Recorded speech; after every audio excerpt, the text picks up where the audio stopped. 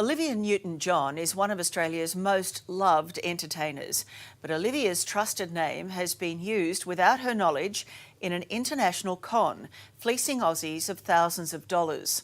What the scammers didn't count on is their target setting up a sting of his own, exposing a criminal syndicate using Melbourne grandmothers as money mules. Here's Dan Nolan's special investigation. She would text me in the morning, at lunch, at night.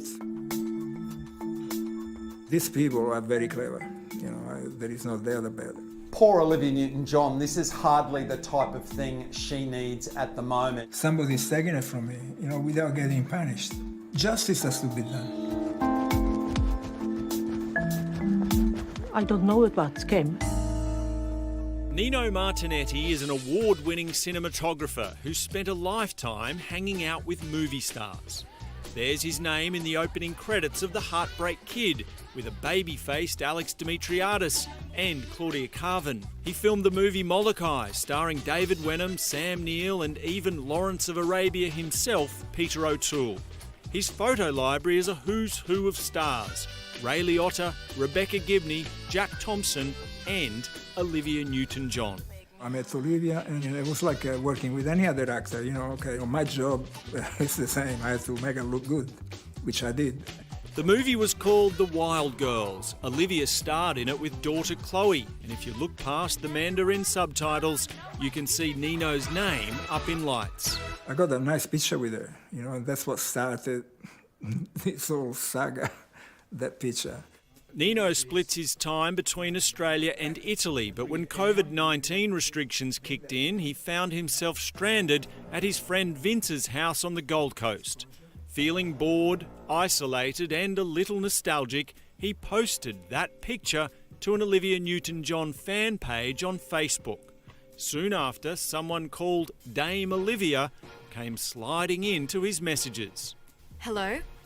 Thanks for the love and support. How did you feel when Dame Olivia contacted you? Oh, I almost fainted.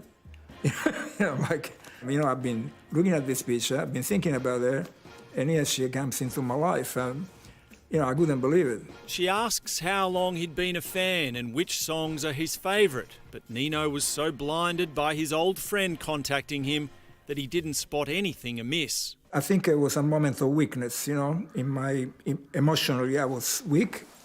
And that's how they got me. Once they had him hooked, the messages turned into a landslide, morning, noon and night. And we're going, well, this texting is really intense. I don't know if I could keep up that level, right, of energy texting during the day, but he kept doing it. Dame Olivia had given Nino strict instructions to keep their relationship a secret, meaning his friend Vince had no idea who the mystery woman was. He would say things like, oh, look, I've met the love of my life or something like that. And we go, wow, this is fantastic. She started with, oh, you're so handsome, okay. A lot of women told me that I'm handsome, so I believe her. You know what I mean? So that wasn't an unusual compliment for you to hear? Yeah, that's right. I don't want to sound immodest, but honestly, Nino thought he was starring in a real-life love story and fell hook, line and sinker for his dame's web of deceit, including lies that she was now divorced and lonely. Since the time we started chatting, I cry a little less, laugh a little harder and smile all the more just because I have you. So I started to feel sorry for her, I thought, oh, poor Olivia, she doesn't deserve all this. She's such a beautiful human being. But then came the scam.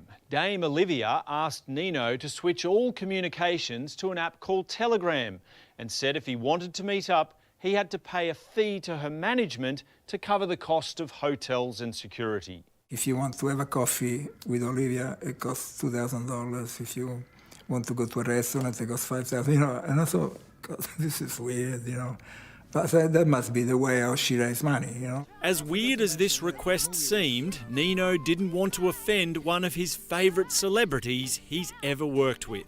I was still thinking that I didn't want to be disrespectful to her, and say, okay, piss off, I don't want to, can you say piss off to Olivia Newton-John? I don't think so, you know.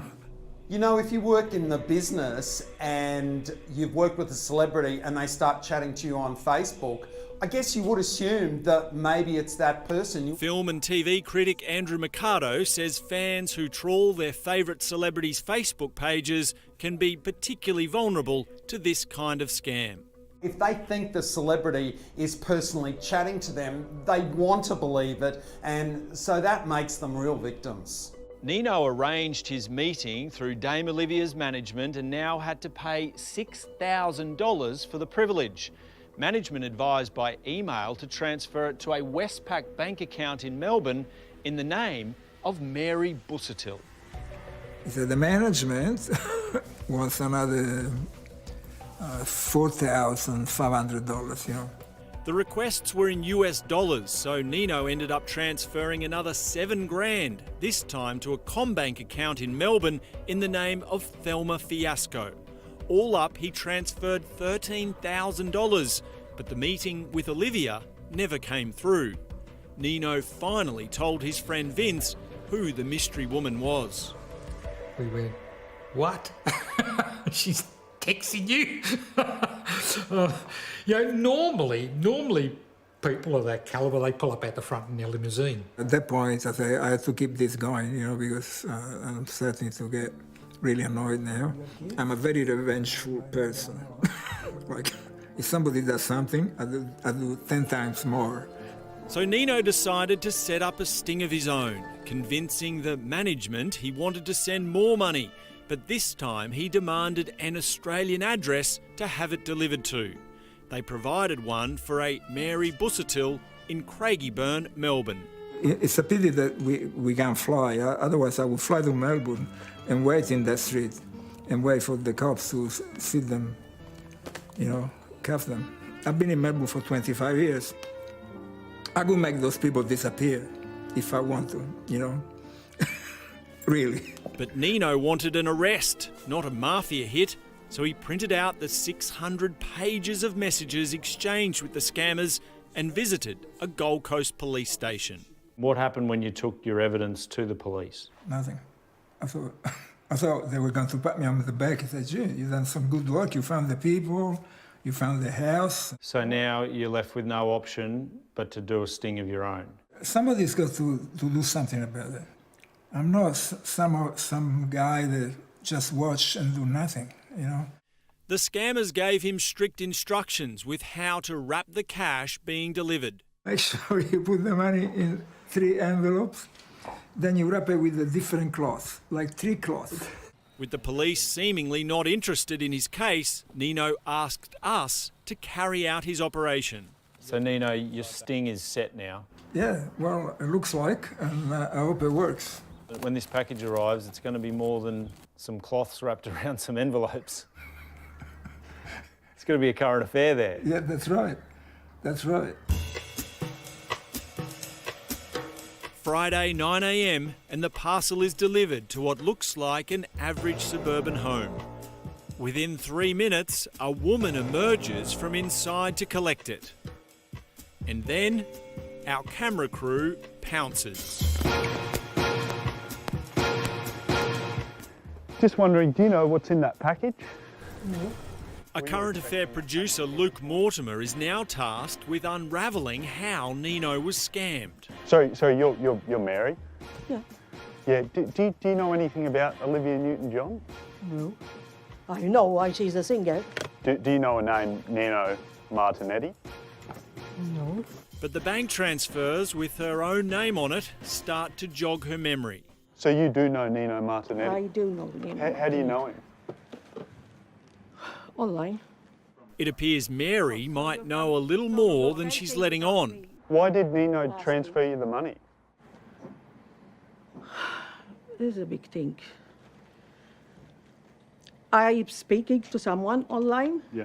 And he told me I need to send the money. Oh my God. The person Mary has been talking to online calls himself Sergeant Major Samuel Spencer from the US Army, a stolen identity of a real soldier who has wooed her with his romantic prose. Loving you gives me such a feeling of fulfillment that I feel close to heaven, and that's why I feel this huge emptiness when you're far away. He told me that if he has enough of the money, then he'll have enough for him to come and see me, and I love you and I'm going to marry you.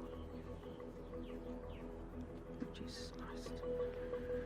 It turns out this 63-year-old grandmother has been getting scammed for years, transferring large sums of her own money, but with his promised visit never eventuating. Mary is probably the most naive person I've ever met. Mary now works as a nanny for Tara Sparrow. And I have tried to educate her about the online scammers, but she's just desperate for love and companionship, I think. And that's why she didn't bat an eyelid when Samuel issued some strange instructions for Nino's money. And where did you transfer that? On Bitcoin. Sorry? I put them in Bitcoins. You put them in Bitcoins? Yes. That's right, this Melbourne grandma was turned into a money mule, tricked into withdrawing cash and taking it to a Bitcoin ATM inside a Kensington bottle shop. Despite the scam warnings on the screen, Mary perched up next to the Pinot Noir and punched Nino's money into an online oblivion. I put 4,000, 2,000, 1,000. You can put as much as you like. Nino's money is gone and Mary's deeply apologetic. I am so sorry, Nino. I didn't know. But even she is baffled as to how Nino got tangled up in this. So what did he think he was doing with Olivia Newton-John? The Dame Olivia scammers did make one mistake though, accidentally switching their fake Facebook profile to their real picture. A man called Fidelis Elechi, a common Nigerian name with a dazzling pair of shoes. Meanwhile, the real Olivia Newton-John continues her brave fight with cancer for the third time, oblivious to the entire drama. I think it's disgusting. I feel really sorry for her. The people that prey on other people based on trust and their feelings, to me, that they are the worst scam in the world, you know. Oh, that's so sad. And we can tell you more innocent money mules have been uncovered in this scam. Both Nino and Mary have now filed reports with Victorian and Queensland Police, who've begun an investigation as a result of our story. We'll let you know what happens.